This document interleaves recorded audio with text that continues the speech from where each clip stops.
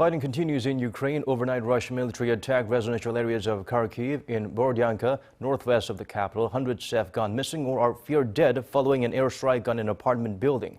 Eum Ji-young is standing by on the line with more. Ji-young, do fill us in. Daniel, the regional military governor of the eastern Luhansk region, has called on civilians to leave some towns as active battles are taking place in Ukraine's east. Advisor to Ukraine's Ministry of Interior said the key directions where combat will be ongoing would be towards the Donetsk, Kharkiv, and the Luhansk regions. Meanwhile, on Tuesday local time, residential areas of Kharkiv were bombarded with 27 strikes overnight. The head of the Kharkiv Regional Military Administration said, quote, "The enemy wants to demoralize us and continues to carry out chaotic attacks on civilian infrastructure." Also, a huge gaping hole can be seen in an apartment building in Borodyanka, a commuter town near Kyiv, and as many as 200 people are missing and presumed dead. There are bodies lying around among the rubble and debris of the collapsed buildings. Local police say it's not known how many people have been killed, but they've been recovering bodies for days. The shelling destroyed at least 4 apartment buildings.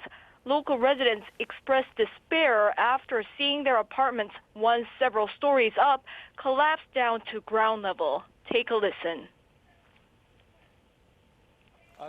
I don't know exactly what happened to that house, but there are people under the debris there.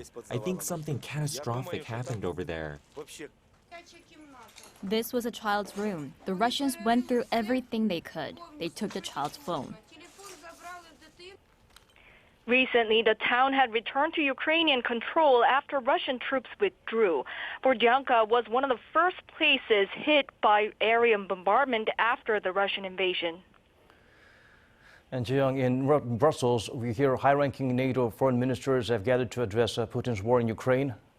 Yes, that's right, Daniel. Their meeting kicked off earlier, and the allies are looking to support Ukraine's right to defend itself. NATO said in a statement that it'll step up its support, which includes anti-tank weapons, air defense systems, as well as additional humanitarian and financial aid. Meanwhile, following the atrocities in Ukraine, the EU has proposed a ban on coal imports from Russia. The new package includes a ban on coal import.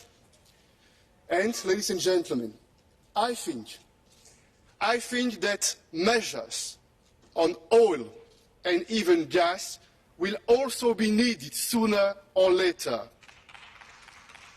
We are also working intensively with our European allies on further sanctions to raise the pressure and raise the cost on Putin and on Russia.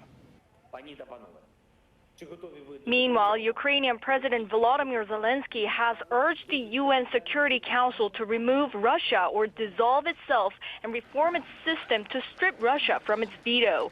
This comes after Zelensky visited Bucha, a town on the outskirts of Kyiv, where after it was returned to Ukrainian control, it was found that at least 300 civilians had been killed.